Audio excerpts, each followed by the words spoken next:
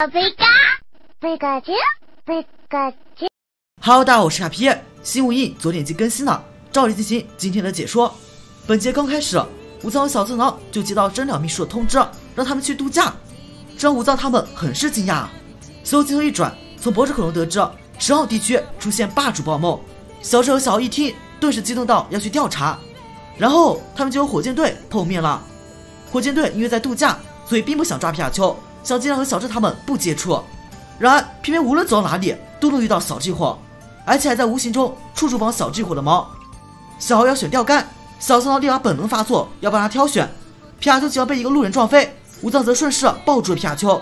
就这样，武藏和小次郎都赢得了小智火的好感。然而这并不是武藏和小次郎的本意啊！到了霸主暴梦所在池塘，小智和小豪就开始钓鱼了。当然，霸主暴梦才不是那么好钓的。小智和小豪都不知道钓了多少只鲤鱼王和角金鱼了。小豪在此期间还各收服一只。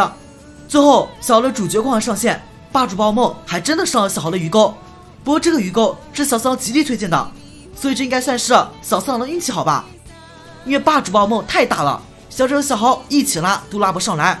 最后又是在小次郎和武藏帮忙下，霸主鲤鱼王才被钓上了岸。起初小智和小豪都不敢相信眼前的鲤鱼王竟然就是霸主暴梦，但随后当鲤鱼王使出水箭月，就不得不相信了。小豪让走路草使出顺绵粉，顺利的收服了霸主鲤鱼王。说实话，我是有点不爽的。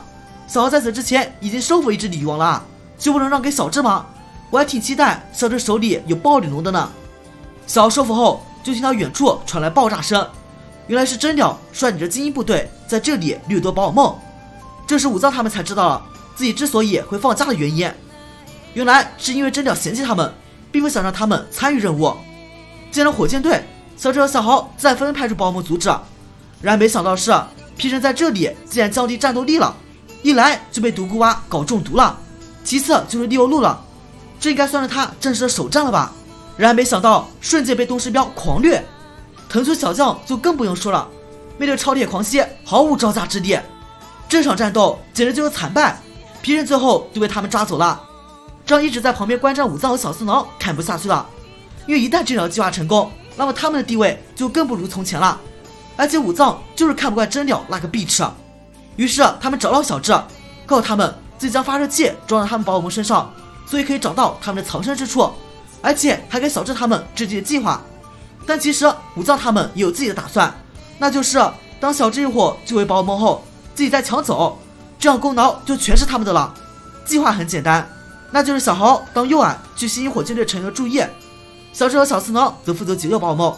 计划很顺利，小次郎利用专业知识轻松解锁，小豪则用霸主宝可梦打飞了火箭队成员，但这也惊动了真鸟他们。真鸟于是又让自己的手下去攻击皮卡丘。